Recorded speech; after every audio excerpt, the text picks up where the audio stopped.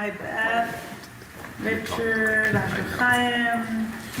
Welcome to new people in the room. What's your name? Ariela. Ariela. I'm Rabbi Diane. I'm working on I'm rolling my R's. That was good. But it's not working. I think it counts. Ariela. Well, it's not a double R, it's just one, so you got it right. Okay, I'll do my best. I don't have it in Hebrew or Spanish or any language. It's great to meet you. Nice to meet you. Okay, welcome to Open Book, everybody. We are starting a new book today called Bamidbar, In the Wilderness. And it starts with counting, which is so interesting. And so, such a contrast. Like, you're in this wilderness, you're in this vast expanse.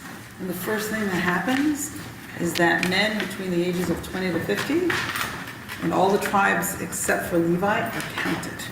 So I want to explore that juxtaposition today between wilderness and counting. And also think more broadly, I'll probably say this again, what does it mean to count in this world? And what does it mean not to count? I mean, not counting has tragic consequences. Think about undocumented people at this moment in time, right?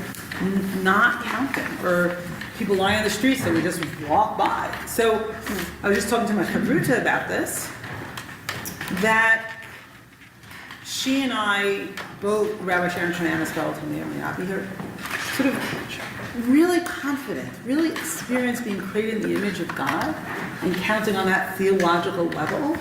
And yet, when we're not counted in the world, it really hurts. Even though that's not the ultimate truth. The ultimate truth, I would say, as a rabbi, is that each one of us counts profoundly in the eyes of God. Right? Being created in the image of God, or being a creature on this earth, right, matters on every level of that word. Matters, right? And yet, each of us, I assume, but maybe I'm wrong, tell me, have had moments in this world where you felt like you didn't count. Now, if anyone has never felt that way, I want to know right now. So raise your hand. Teasing. Okay. Jeffrey? No.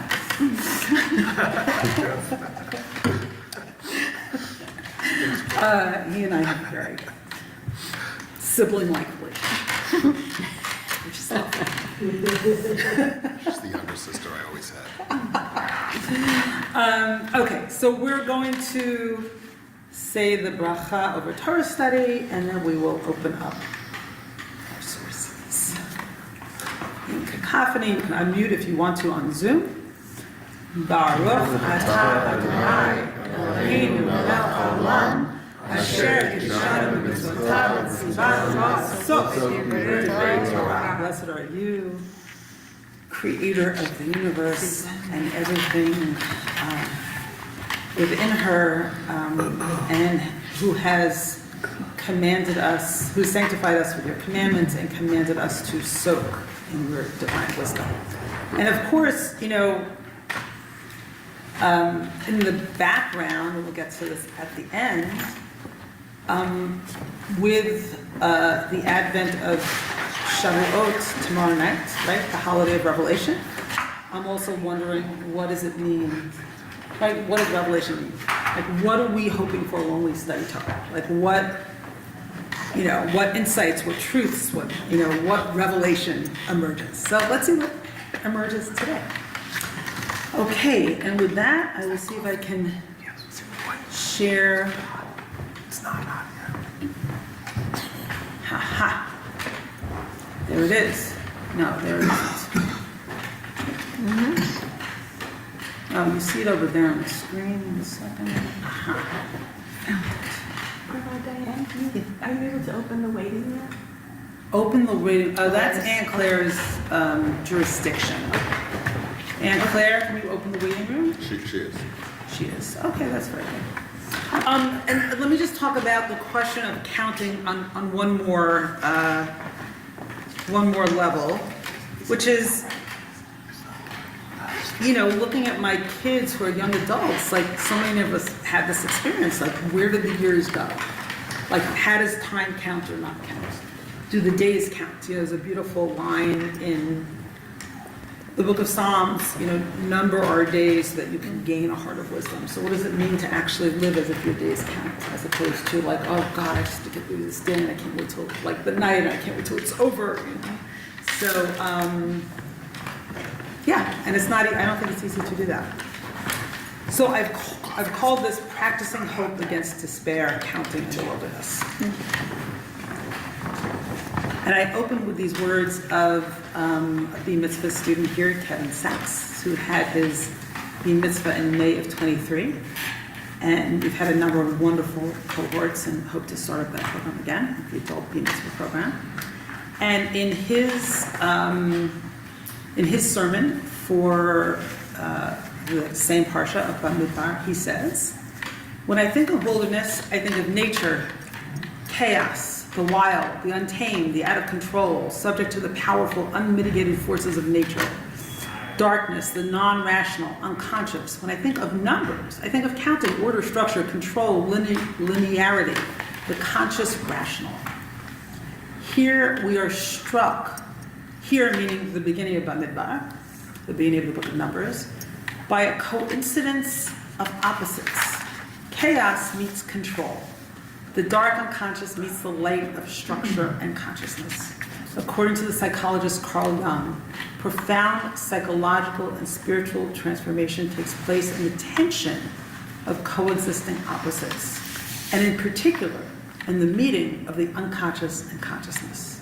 And indeed, the book of Numbers, Bamidbar, is a book that tells of a complete and necessary transformation of the Jewish people, a death and a rebirth. Beautiful words, right? Yeah, profound. Kevin, are you here? If you are here, I should have asked you to read it, but I have a sense that you're not. Okay.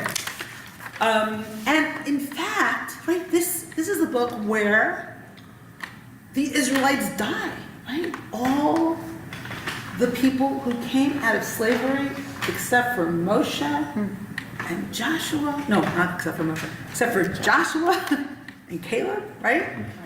Died. Like, oh my God, they got out of Egypt, not to make it to the promised land, but to die in the wilderness. This book, then, is a book of tragedy, right? They are literally, their fear, right, was to be swallowed up by the wilderness. And indeed, they are swallowed up by the wilderness. They don't make it out, right? And one can say that they didn't quite outgrow their slave consciousness, so they couldn't make it to a land in which they would set up their own, build their own society. Okay, so Beth says, let's say, chat, please remind everybody. Please remind people in the room about the microphones and their paper shuffling. Okay, so anybody in the room, if you move or breathe, they will hear it. So stop breathing now. And certainly don't talk out of turn. Okay. Don't cough. No, more seriously, let's do our best to minimize noise in the room because it's hard to hear on Zoom. Thank you, Beth.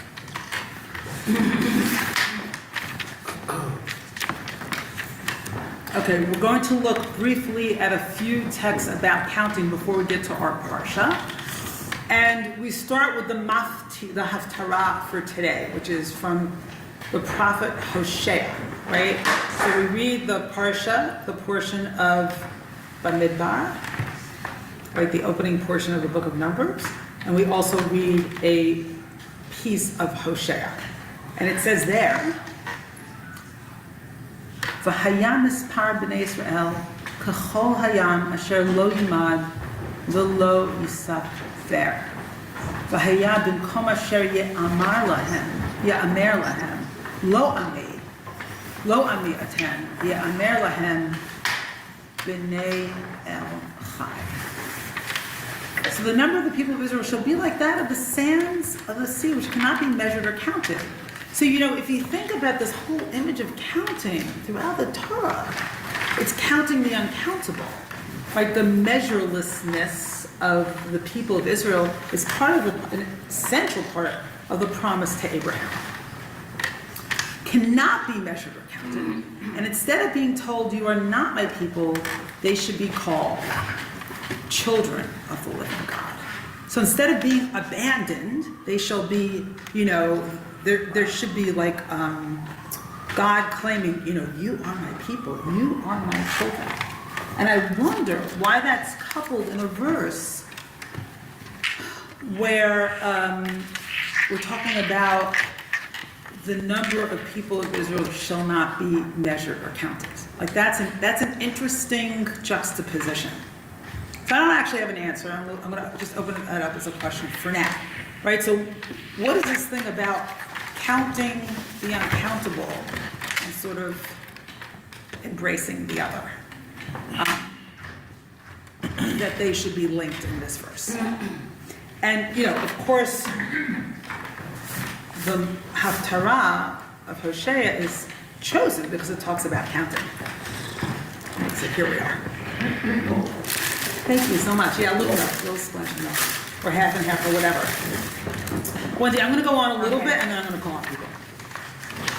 Okay, so here's some more things more verses on counting, which I imagine many of you are familiar with, from the narrative in Genesis about Abraham.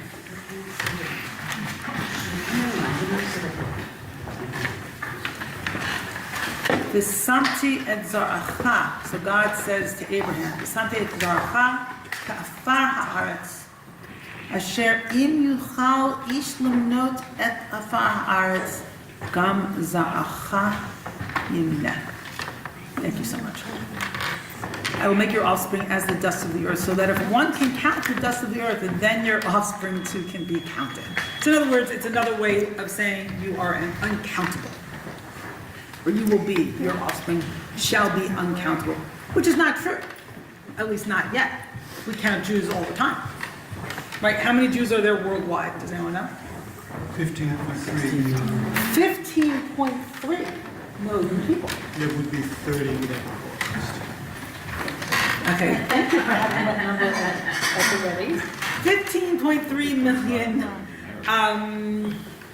Jews around the world, which would have been 30, and this actually is, just such a profoundly tragic thing to think about, would have been 30 million without the Holocaust. Wow. Speaking of counting, baked into counting is so much tragedy, not to mention the numbers right on the arms of so many Jews during the Holocaust. Okay, number 4, more on counting.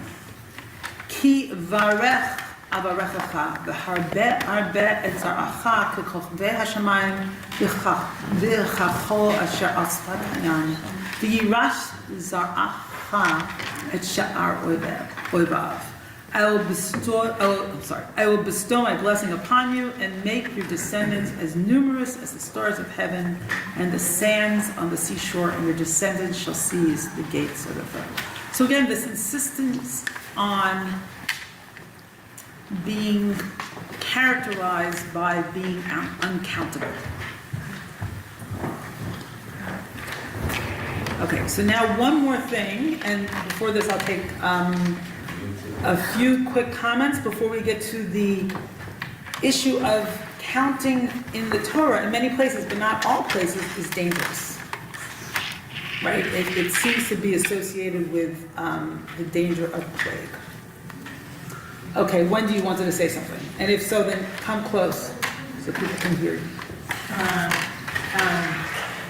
2 points. Number one, that this parsha comes at a fortuitous time because we're in the middle of counting the Omer. Yes, we're in the middle of counting our days. Right. Counting the Omer. Correct. And it's a definitive number. It's not like a guesstimate or something. It's a definitive number. It's not uncountable. Right. It's countable. Right. Yes. And we're at the 48th day of the Omer. We're almost there. Amazing. Right. And also tomorrow night is Shavuot. Right. And also um, that a rabbinic tradition of not counting Jews. Like There's a rabbinic, there's also a Torah tradition of the dangers of counting and counting and not counting. We will look at that, so hold on. okay. Okay, Jay, yeah, you're from Canada. Actually, I just lowered my hand because I think it was answered, but among some of my Orthodox friends, they don't like to tell you how many children. No, you don't answer how many children you have in a number. You use names. So that may be related to what you want to talk about later. Yeah, that's a huge deal actually in the Syrian Jewish community where I grew up. Like, how many children do you have? Oh, I have 3 daughters and 2 sons, instead of saying I have 5 children. Or I'll just name, what I know is names. They'll just name the names of the children and not even give you a number. Interesting. Okay, yes, Tony. Is this God speaking to Abraham? Yes. So it's not just Jews. It's the whole 3 traditions, You could say that, correct. That's right. which is even more people. Yeah. Ariella, did you want to say something? Well, I just noticed that there's 2 different words for counting. There's mispar, right? Yes. And then there's limnot. Yes. And I was wondering if, like, what I noticed is that obviously the mispar, the sefer, the mesaper, like that's related to people, it seems like. And limnot is related to something that is, I don't know if that means more like to apportion something, like if even the word mana is related to that. But there seems to be a difference between counting people and the way we count things that are not human individuals. Really, really interesting. So you're right about the word mispar, lisaper, lispor. It's the word for counting and for story are connected in Hebrew. It's like the same root, and also in English, like recounting a story. Right? Is to tell a story. So that's really interesting. That's number one. Limnot, I don't think it's connected to mana. It could be that it's a more technical term for counting, but I don't actually know. We're going to look later at some other words that are connected to counting, but that's interesting. And I think keeping, all the valences of the word to count and to recount, and counting, being counted is like, yeah, let's keep that alive throughout the session. So that's helpful. Thank you. Okay. I think we're going on. Did I miss any hands? No.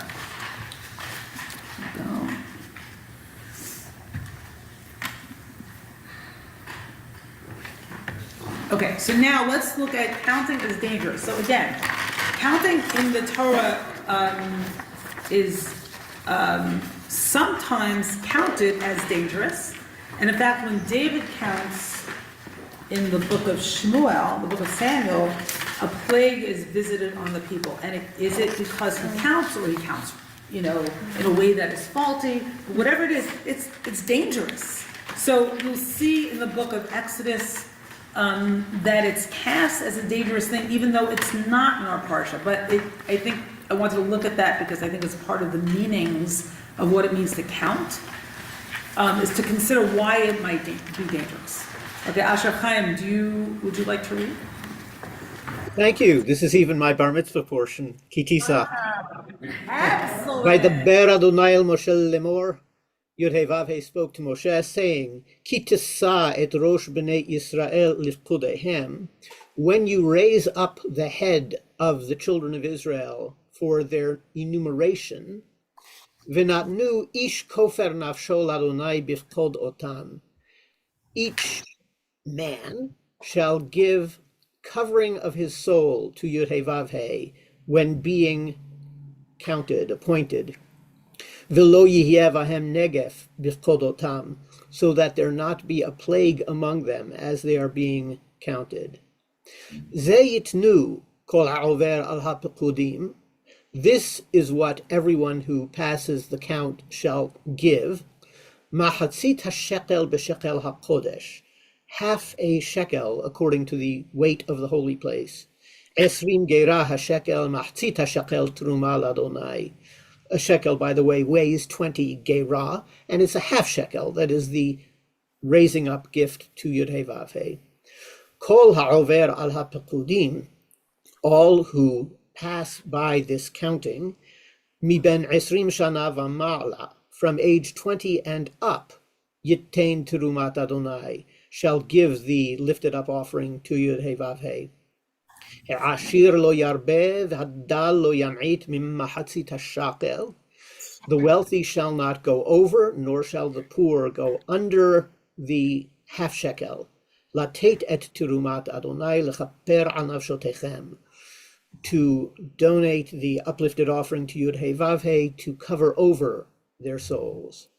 Velakachta et kesef hakippurim me'et b'nei Israel, you shall take the covering over silver from the children of Israel, v'natata oto al avodat ohel moed, and hand it over for maintenance of the tent of meeting. V'haya livnei Yisrael lezikaron lifnei Adonai, it shall be for the Israelites a remembrance in the presence of Yud Hey Vav Hey, lechaper al nafshotechem, to cover your souls. So note the repetition of expiation, expiation, expiation, right? All related to kippurim, right? L'chaper et nafshotechem. So that's really interesting. So what's the problem here? So let's see what some of the commentators say about what the problem is here. And think for a moment, like, why would it be a problem to count people? Why is that an issue? Okay, so Rashi says, "V'lo yeh bahem negef, shehaminyan sholet bo ayin hara." So counting brings up, manifests the evil eye. And this is related to who was saying this before about the danger about not counting in the Orthodox community? It was Jay, I think. Yeah. This relates to that belief. In fact, I have a friend, it's a liberal Jew, but she's really funny. It's like she won't say the ages of anybody in her family. Like, even her kids, she doesn't say their ages. Like, she really has that connection between sort of counting or numbers and the evil eye. V'hadever ba'alehem, and if you count them, then pestilence may befall them, upon them. As we saw in the days of David in Samuel 2. Okay, so now let's see what Jonathan Sachs says about the danger of counting, which is really interesting. And different commentators have different ideas about this, and we might also reflect upon it in a minute. But I want to read the next two pieces, and then I can open things up again. So, Rabbi Jonathan Sachs, David Kurtz, do you mind reading? Why is it dangerous to count Jews? Commentators offered many suggestions. Rashi says that counting is fraught with the danger of the evil eye. As we just saw. Rabbeinu Bachya suggests that when people are being counted, they are numbered one by one rather than all together. For a moment, they are individuals separated from the community. Hence the danger that an individual's merit may not be sufficiently great to save him from adverse judgment. Sforno says that a census reminds us of change. It draws attention both to those who have died and to those who are still alive.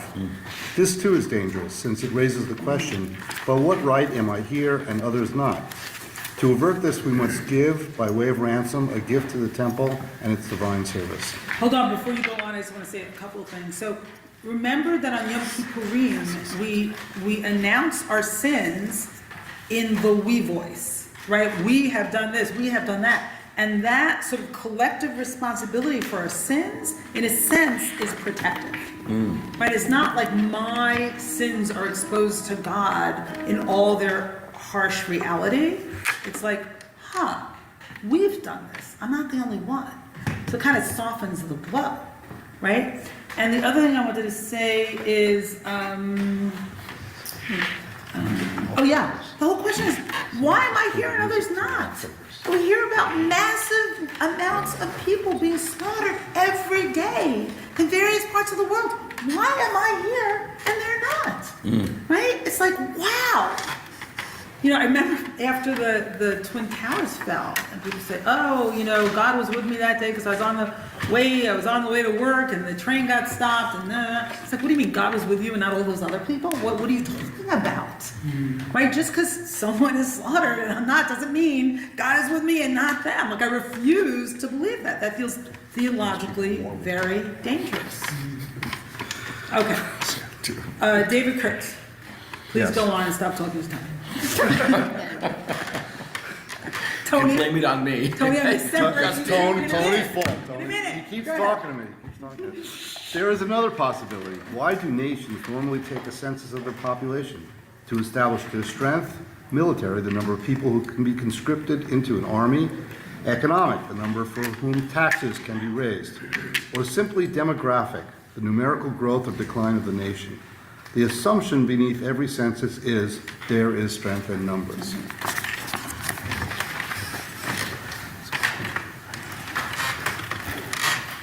Go on. Oh, go on. Oh, sorry. Does Tony want to read what's going No, on? no. I didn't know that. I didn't know there was more. Okay. The more numerous the people, the stronger it is. That is why it is dangerous to count Jews. We are a tiny people. The late Milton Himmelfarb once wrote that the total population of Jews throughout the world is smaller than a small statistical error in the Chinese census. Oh my God. Wow. We're 0.5% of the population of the world. By any normal standards, too small to be significant. Nor is this true only now. It was then. In one of his concluding addresses in Deuteronomy, Moses says, "The Lord did not set his affection on you and choose you because you were more numerous than other peoples, for you are the fewest of all peoples." That's really interesting. So the danger then is, wow, if we count, we're going to figure out how paltry we really are. Or, that perhaps we don't have the might that we need. Maybe we'll despair because we'll see the reality of who we are compared to who they are. So that's interesting. Okay, I see a bunch of hands. All right, why don't we do that now? This is actually a good starting point. Okay, so Richard, then Amy, I'm going to ask for brief comments so that we can hear a range of voices in the room. Thank you so much. Richard, you're muted. Oh, look, there's David Ingber.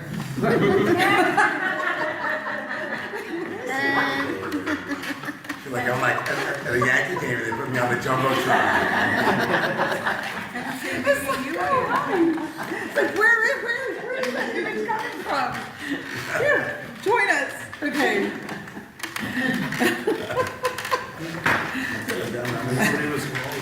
Richard, Dave, do you want a source sheet? You want a source sheet? No, I'm watching. I'm good. You're watching? No. I'm sorry, I don't need to. All right. Richard.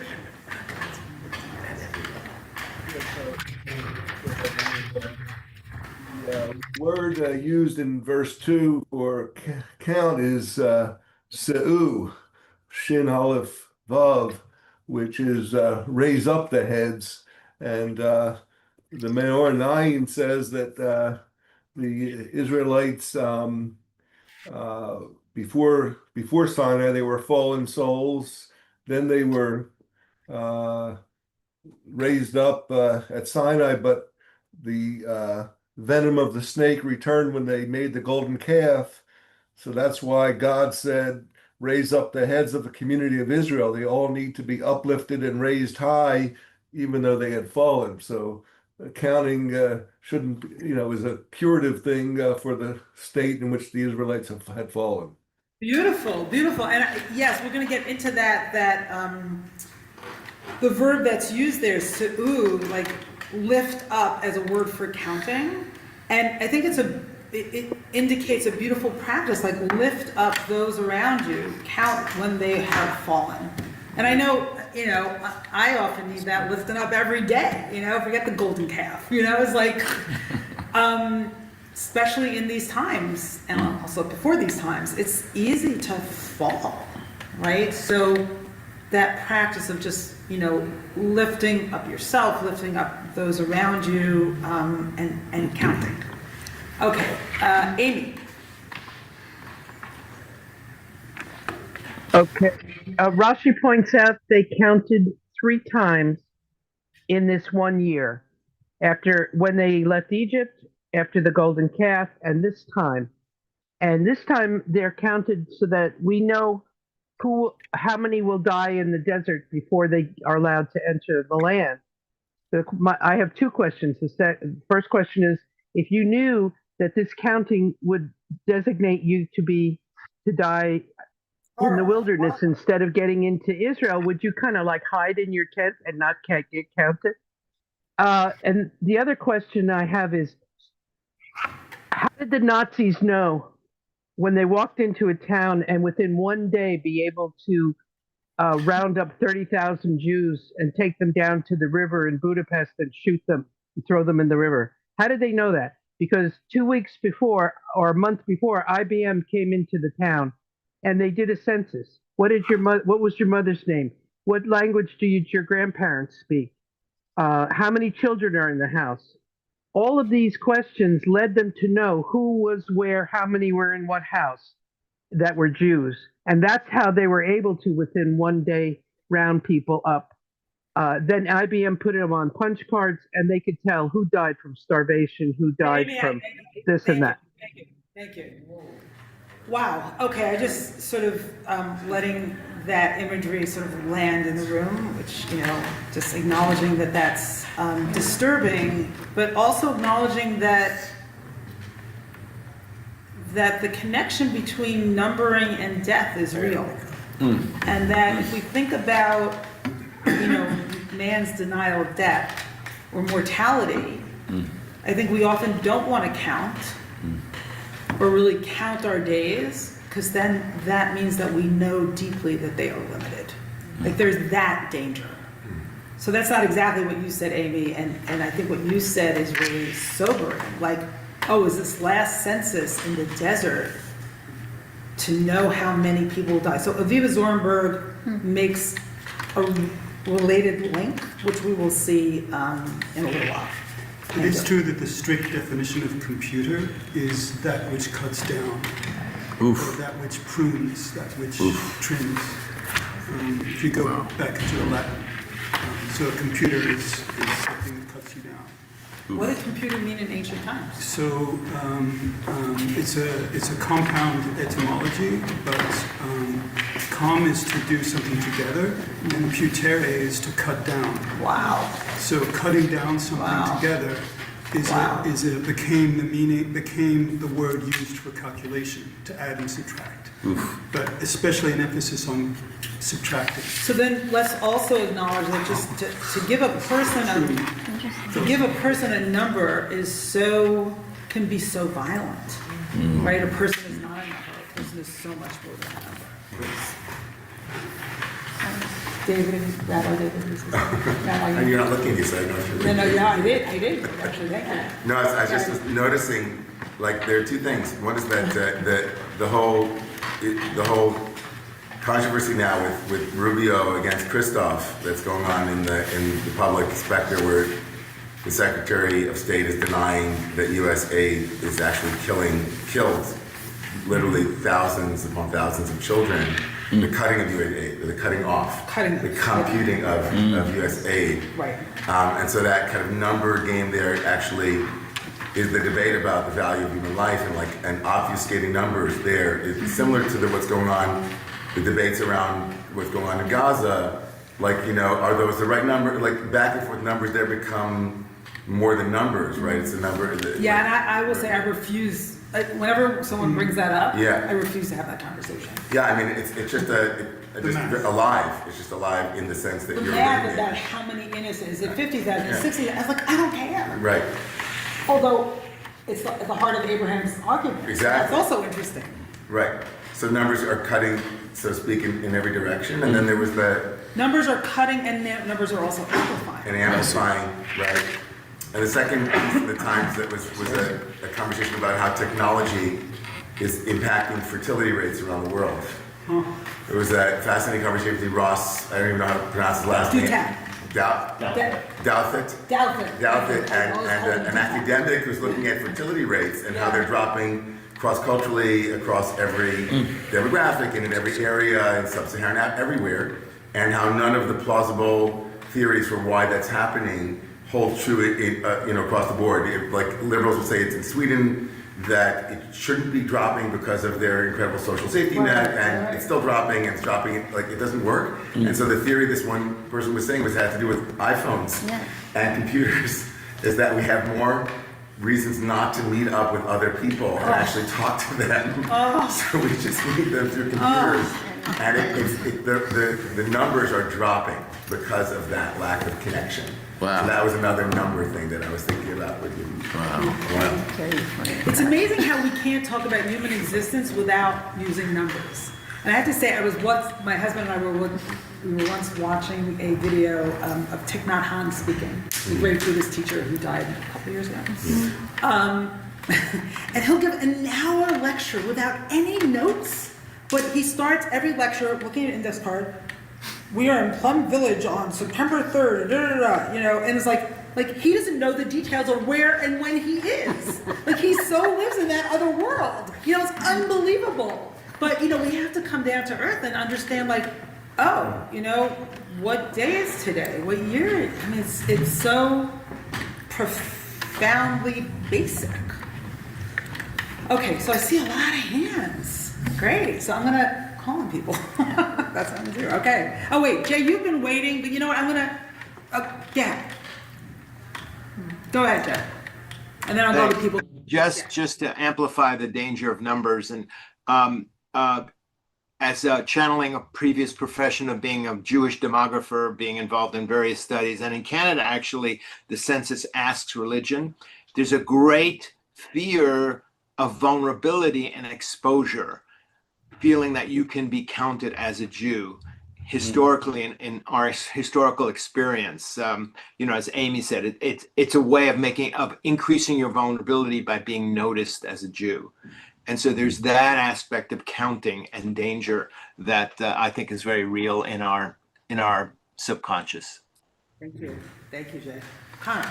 Well, springboarding off what Rabbi David just said a minute ago, this has been a fairly dour conversation. I want to uplift people a little bit. We're going to get to the uplift. We're going to get there. Please, we beg you. All loosely developed nations are in demographic decline. The interesting exception to this is Israel, and this is something that us liberal Jews are inclined to write off as a phenomenon of the Haredim. Haredi Jews have about twice as many children as secular Jews, but in Israel, the birth rate amongst non-Haredi Jews is still markedly above replacement level and has gone up since October 7th.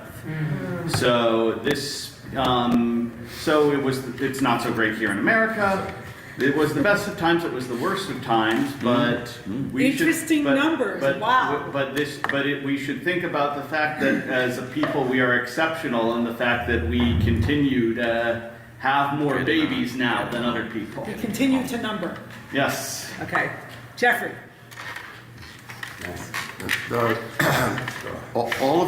All of these arguments against counting, they're very fear-based. And the management maxim is, if you don't measure something, you can't improve it, or that which you measure, you can improve.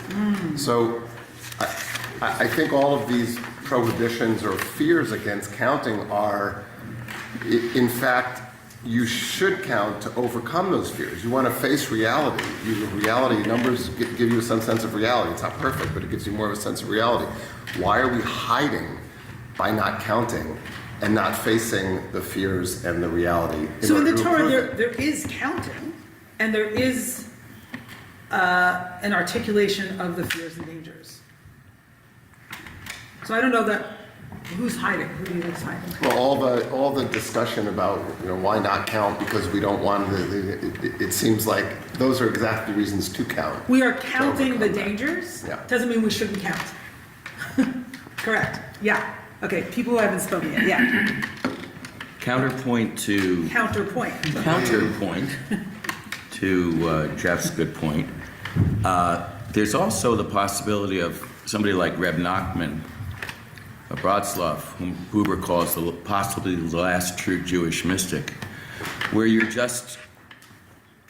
Thich Nhat Hanh, where you're so you're so immersed in what counts the most, which can't be counted. And I'm thinking of two poets. One is E. Cummings, who says, who opines that charade of calendars and clocks. Wow. That charade of calendars and Great clocks. line, Tony. And T.S. Eliot, whose all four quartets are endlessly looking at that intersection point between time and the timeless. Endlessly. See, What? my sense is you can't You reach the timeless without going through time. You don't just skip it. But that's a different conversation. True. Okay, Beth. Good Shabbos. I'm just going to come closer. I'm really stuck on a lot of, thank you, the what came before at the beginning of this conversation, where first of all, this duality between chaos and order, that is. So that was the opening, the first text, whoever came in late, beautiful first text written by Kevin Sachs. Really beautiful. And so I will say that I was also really struck by this idea of the fact that the generation that left Egypt are dying in the wilderness now, and this idea of wilderness as chaos, and also wilderness as the holy, as kadosh, that came up in that first text. And so I'm thinking also that the first generation, they were the ones that were saying, like, did you bring us here just so that we could die? And the answer, it turned out, was yes. And so the answer, eventually, ironically or prophetically, was yes. Right. And so, so in that light, the act of they were being quite rational if they were anxiously anticipating that. In a way, they were like, what do we do? What do we do? Like, we'll make a golden calf. We'll do whatever you say, right? They're trying to impose order on the fact that they may be fated to die. And in fact, they were right about that. But are they imposing order on the fact that they might be fated to die, or do they invite their deaths by not being able to go forward? Well, it's both, right? But I think that the point is, though, that answering in either way is only possible in hindsight. But what I'm trying to do is I'm trying to go back to the perspective as humans of wanting so badly to know where we are in the story. Right? We want to know, is where we are now heading towards death, or is it heading towards what we want?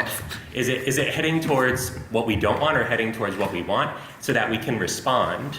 And I think that's what recounting is about, and that's what this counting is. So when you're counting and imposing order, you're trying, just like when you're taking a census, you're trying to be like, you know what, we want to go here, and so we need to count things in order to behave rationally and go toward that, as opposed to being swallowed by the chaos and the wilderness, yes, and not knowing where we're going to go. I almost call this session something like counting against obliteration. Like we count and we are counted, so we're not completely lost to the sands of time. Right, and to Jeff's point, very briefly, I completely agree with him, and I would say also the flip side of this is that it turns out that mathematics is the language of the universe, right? So by counting and by figuring, how is it that quantum physics is only explainable using math? That is insane, and it turns out that what we are doing is there is an underlying order to certain things, to the extent that we've been able to count them. And so I think there's also, just as there is holiness in chaos, there's also arguably holiness in numbers. Absolutely. And so I would say that there's an important duality there, and so I would say that counting is not necessarily bad, and I will also say that just to your point, that the introduction of clocks is very, very recent. It's just to make the trains run on time. So synchronized time. Literally? Yes, literally. Okay. Synchronized time is an incredibly recent invention. What year? It's like 1800s Before trains. time, before the headlines. Before the 1800s, nobody could tell you. You couldn't have a meeting where everybody's like, it's going to start at this time, because there weren't clocks. The only reason you need an exact synchronized worldwide time or even local time is so that the trains can run on time And not run into each other. and not run into each other. So just to be really clear, I'm not, we're doing exactly what I intended for us to do, which is explore this phenomenon of counting. I don't think it's good or bad. We're just like, or we shouldn't count or we should count. The question is, when should we count? When is it good? When is it bad? When is it both? So we're gonna go on. Can I add one other thing there, Yes, just you can. before you go on? Yeah. And I'm gonna start There's a sharing my difference screen. between- There's a vast difference between counting and measuring. So to Jeff's point, the Torah's ambivalence is not about measuring. Or putting a number to things. The entire Mishkan process was about a lot of measurements. Yeah. The entire sanctuary The built. entire sanctuary was completely like 100 beams, and it's about people and Precision. numbers. It's about numbers and people. Yes, That is thank the you. problem. Thank you, absolutely. And that's the question here. And one of the ways that the Torah obviates and moves around this in the most beautiful way is that every one person though is only equal to half a shekel. When they count the heads, they only count every one is a half, every two is a whole. And so that's one thing, I just wanted to just point that out to Ben, because Ben, there's a lot in there. So I just wanted That to- is, that is really powerful. So now it just hit me differently. It's like a relationship, Yes, right? yes. It's We're all about each it. a half. Every two is a whole. Oh, Yeah. wow. Yeah, Oh, okay. wow. That's so cool. Ariel, did you want to say something quick? Did you want to say something? Very quickly, because I was kind of going there. Yeah, go in there. Part of the practice of counting that we're seeing here has to do with value and how we are valued. Going back to this B'Tselem Elohim, that we are all valued equally, whether we are poor or rich. And often, as a person who leads a nonprofit and talks to funders and fundraisers, and people ask me, well, how many are there? How much are you doing? How many people are you reaching? I work to support the Latin Jewish community, and I'm often asked, well, how many of you are there? Which is, as a Jew, an unsettling question in general. How many of you are there? How important? Really, their question is, how important is your work? Right, and how do we, So By when what we terms do we count, answer we're that wondering question? if something has value Yeah. in a way. And I think what the Torah here is saying is we have to count in a way that connects the individual to the community. And that's why we count with a shekel, because we're counting the contribution of a person. It was a shekel two was to people. give something. Beautiful. So Beautiful. I think it's making a statement about we count by contributing, and we all count equally, but there's a responsibility piece in there to the community. And we count by connecting. And a piece about impact and how we impact others is part of how we measure the value of a person. Thank you, so beautifully said. Thank you. So relatedly, Ariel, do you feel like reading number 8, which is by Dr. Rachel Annisfeld, Sure. who happens to be the sister-in-law. Okay. The emotional dangers of counting exclusion. What are some of the emotional dangers of counting people? One is exclusion. Generally, when some people are counted, others are not counted, creating an in-group and an out-group. Here in our parsha, those counted are only men of a certain age, those considered yotzei tzava, capable of military combat. Although such an exclusive count makes sense for a specific targeted purpose like preparing for war, there still can be damaging effects in how this exclusivity is perceived and experienced in the culture, creating a sense of who counts, who ultimately matters, and making some people feel left out of the important group. I think we can all think of times and places where we felt excluded in some way, discounted, on the outside of the circle of people who officially count. When some are counted, others are necessarily discounted and devalued. Thank you. And what? First of all, for some reason my screen is sharing. No, it's related to I have it on gallery mode here, so that we don't see ourselves, because I'm tired of looking at my face. Oh, but could you, oh, see the text? but do They people can want see the it. text up No, there? they We see all it. have- They no, see it. It we all just changed Jeff just changed our. Yeah, Yeah, they're okay. seeing it, we're Got it, not, got it. because we You don't got it want in to be front of us. counted. So, what'd you say?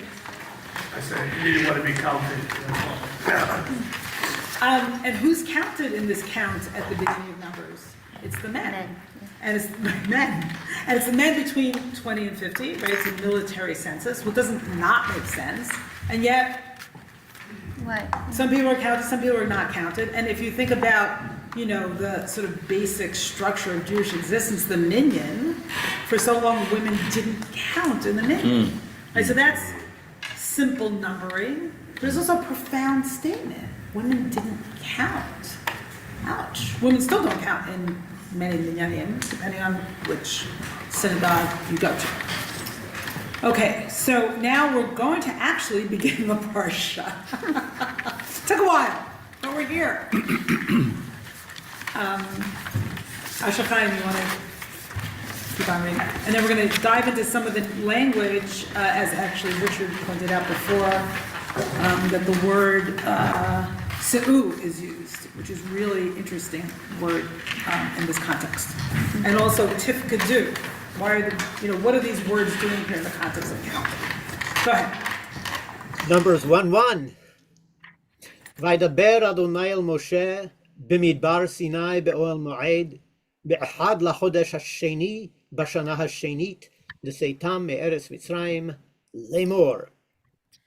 Yud-Heh spoke to Moshe in the wilderness of Sinai in the tent of meeting on the first day of the second month of the second year of the exodus from the land of Egypt, saying, Se'u, lift up et Rosh Kol Adat B'nai Yisrael, the head of the assembly of the children of Israel, Lemishpachotam Leveit Avotam, by family, by father's house, B'mispar Shemot, according to the number of names, Kol Zachar Legulgalotam, every male, skull by skull, Mi ben Esrim Shana V'ma'ala, from age 20 and up, Kol Yosei Tzava B'Yisrael, all who go out in the military of Israel, Tifkedu Otam, Lisivotam, Atav Yaharon, you shall appoint them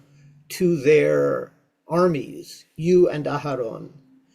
V'itechem yihyu ish lammateh, and with you there shall be one man from each tribe, ish rosh leveit avotav hu, each one a head of his father's family or ancestral family.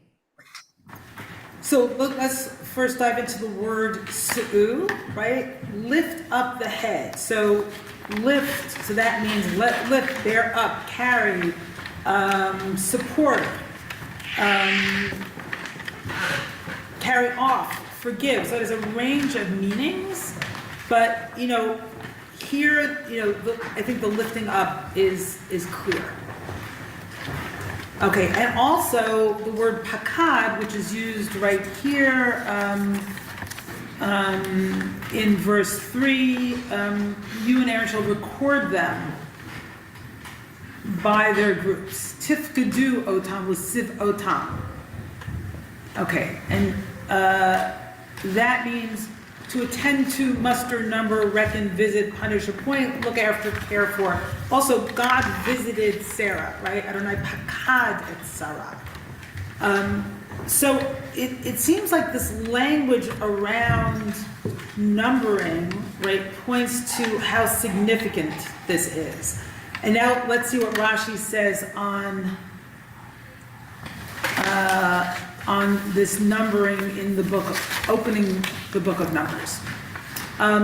Okay, וידבר במדבר סיני באחד חודש, בתוך חיבתם לפניו מונה אותם כל שעה. This is so beautiful and really speaks to my heart because they were dear to him. Because of God's love, God's affection for them, God counts them every now and then. Now, actually it says kol sha'ah, which is every moment. So I'm not totally sure. About the translation, I think it's because of what comes after this. Kishyatzu Mitzrayim Minan, and I think this is what Amy said before. When they came out of Egypt, they were counted Kishenaflu Be'egel Minan, Leida Minyan Hanotarim. And when they were punished after they worshipped the golden calf, they were counted to know how many were left. When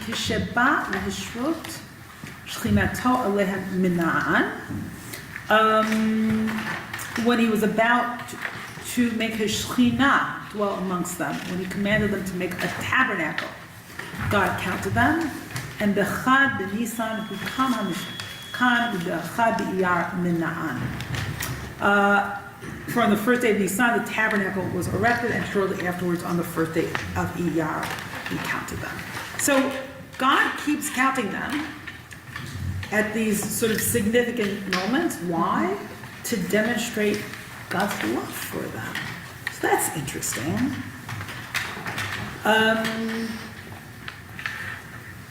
And then, right, I think something similar, there's a documentation of places, not only numbers, right? In the book of Wilderness, like they went from this place, and they went for that place, and they went for this place.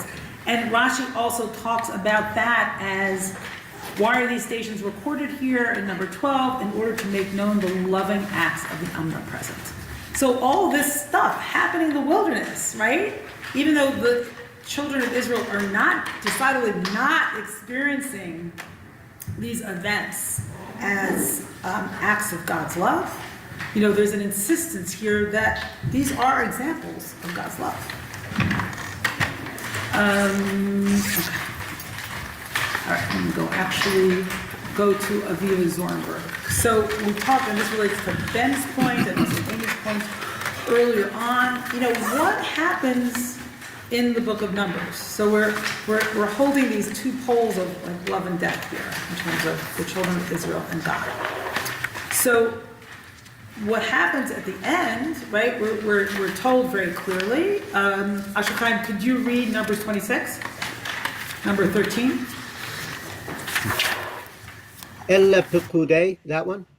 Yeah. Ella Pekudei Moshe ve'Elazar Kohen. These are the countings of Moshe and Elazar the officiant, Asher Pakdu et Bnei Yisrael be'arvot Moav al Yarden Yerecho, which they appointed the children of Israel in the steppes of Moab across from Jericho on the Jordan. Uve'ela lo haya ish mipkudei Moshe ve'Aharon HaKohen. And among them there was not a single man from the counting of Moshe and Aharon the officiant, Asher Pakdu et Bnei Yisrael b'Midbar Sinai, of those who were counted among the children of Israel in the wilderness of Sinai. Ki amar Adonai lahem, mot yamutu b'Midbar, because Yud-Heh-Vav-Heh had said of them, they shall all die in the wilderness. V'lo notar mehem ish, not a single man remained of them, ki im Kalev ben Yefuneh v'Yehoshua ben Nun, except for Kalev son of Yefuneh and Yehoshua son of Nun. So this is the stark reality of what happens, and Aviva Zornberg's commentary on this, she says, the book of Numbers is a narrative of great sadness in which the Midbar, the wilderness, swallows up all the aspirations of a generation. People who experienced the Exodus, the revelation at Sinai, and the creation of a sanctuary for God. The tale of Numbers indicates both continuity and rupture, yielding an implicit narrative of catastrophe. In this sense, the book is well named Numbers as though to indicate the tragic irony of altered expectations. And, as I read this, I think, yes, it's a complete tragedy for that generation, and yet they made the next generation possible on all levels, right? So they counted, and their lives counted in that way, even though they were swallowed up by the wilderness, but everything they represented was not swallowed up. Right? Hard to hold that. Right? Will our lives be swallowed up in the sands of time? will our lives have counted? Wow, it's a big question. Okay. So going back to the beginning, actually, no, you know what? We're going to skip this and go to Edmund Yavis because we don't have a lot of time. Wandering Word of God. He really says it all in terms of the experience of the wilderness.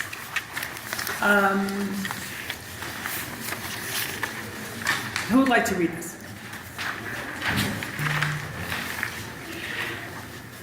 Tomas, do you go? Sure. Sure. From here? Yeah. Wandering Word of God.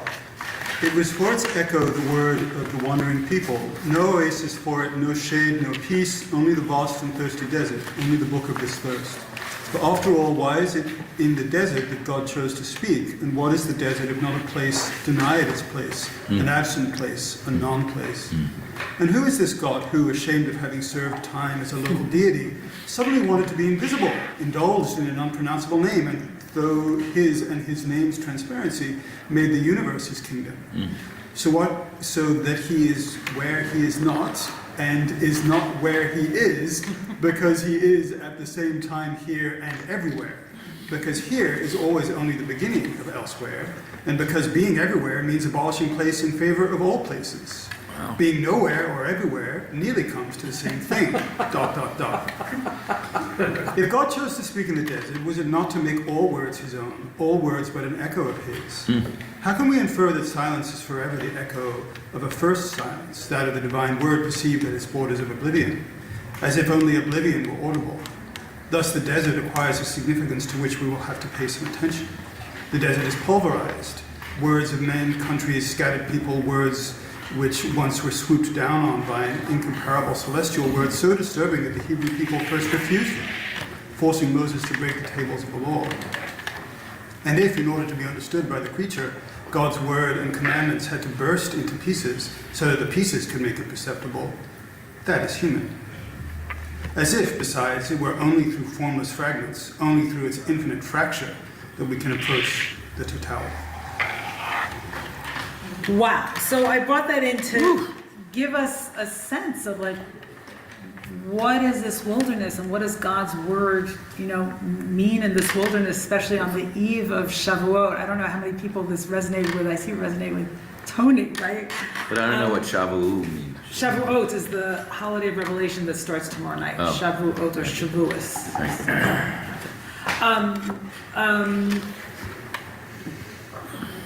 Amazing. Amazing. Words. So again, I think it presents to us, there's the specific problem of what it means to count a human in the book of the Torah and beyond and in history, as we heard from Amy before.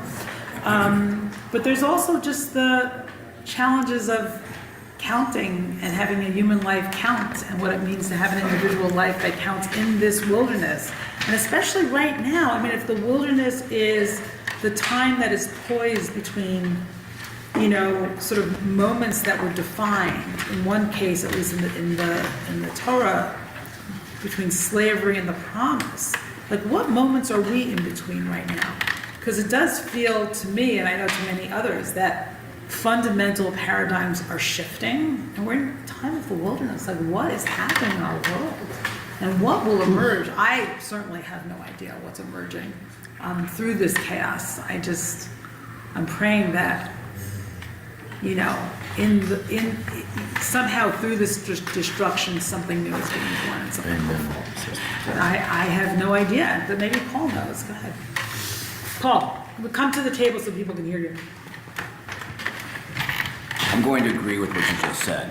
Oh, good. That's exciting. And say further that this generation that we're speaking of that enters the wilderness and stays in the wilderness for 40 years counts more than any other generation, because it's the first generation that transmits the knowledge of knowledge of slavery.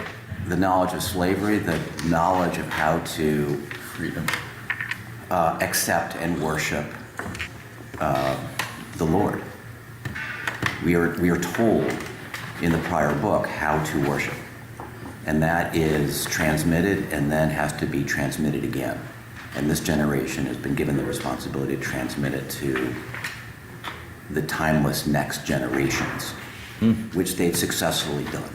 And So, therefore they one question that emerges for me as you're speaking is, can you have lived as slaves and also transmit practices of hope and belief? Absolutely. Well, they weren't always so sure. That's the record we have. They thought again and again, or they wanted again and again to go back to Egypt, right? They couldn't quite hold both. Or just But the opposite. it's what? Just the opposite. In that, I would argue that the great success of the Jewish people has been its numeracy. And It's numeracy. And its literacy. Numeracy and literacy. And the act of counting is the act of announcing your methodology of success to the world. Well, the act of counting, I mean, I think it takes so much courage to actually say, I count in this world. And my voice counts in this world. Both Aaron. metaphorically and literally. Both, yeah. Little Chabad here. Great. The Rebbe gave a very famous talk, which they always recount, that the reason why the spies didn't want to go into Israel was because they loved the desert. As in the desert, they got manna, they were getting They were taken Torah, care of. yeah, everything was just so wonderful. Yeah. And it flips the whole thing on its head, you Yes. know, that, Beautiful. and I guess the other thing is. Wait, let me just say something about that. So the prophets look back, and also the rabbis at times, as a time of the wilderness of great intimacy with God, as a kind of honeymoon after the wedding at Sinai. So absolutely, like who would want to leave like this closeness where I'm getting, it's like being a child, right, at your mother's breast. Like, why would I want to be weaned? Yeah, go ahead. And the only other thing I just want to kind of. It's a real question. Yeah, go ahead. Mama. I want to blurt out is this fear of death. You know, I think people alluded to this, but we are going to die. Oh no, I didn't realize that. Some of us are going to die sooner than others. And you know, and to look upon it as bad or it could be incorrect. I'm with you. To look at it as bad is incorrect, and yet the fear of death is human and understandable. Well, doesn't have to be. It doesn't have to be. It doesn't have to So be. you're opening up a great possibility. Everybody hear that? We don't have to be afraid of it. Wow. Wow. Okay, I'm going to do a session. Here we are in That's the good. desert. I like that. Okay, Tamas, and then we're heading towards closing. So just two more beautiful texts I want to read to you. Yeah. Before the beautiful texts, a quick churchy comment that on the subject of something being born. There's an understanding of the Gospel of Luke and the Gospel of Mark that the DNA of the Christmas story is exactly in this parsha, and in this moment of the census and the counting, because that very picturesque story of the manger and the donkey and the three wise men and all that beautiful stuff. The verses that begin those stories in the two Gospels begin with this kind of incantation, which I can still remember from Christmas Mass, that the word went forth in those days by decree of Caesar Augustus that all the world should be taxed. And by taxed means counted for a census, a poll tax. And it starts, so that the whole Christmas story starts with a census. And the interpretation is to evoke both this passage of this kind of rebirth or new beginning, and also that Jesus has to get from Nazareth in utero to Judea, to Bethlehem in the city of David, in order to be born and to have the appropriate and then reborn story and reborn. And the two most beautiful commentaries on this say that, first of all, Jesus was born after the census, so he wasn't counted. because he is immeasurable, he is incalculable, he is qualitative, not quantitative. You know, as an avatar of the divine, you know, you can put no number on that. So Which is true for all of us. exactly, like, Not just you. exactly. And I mean, I love that story simply as a story of the miracle of anything. Yeah. Amen. And that everyone is born after the census because everyone is immeasurable. Amen, bro. And the other interpretation is that it's like you do the entire census and then there's one more. It's like n plus one. And one is one because one is the divine number. God is God, God is one. So there's always like one more, and that one is the divine number. Oof. So this is a nice. So this very much relates actually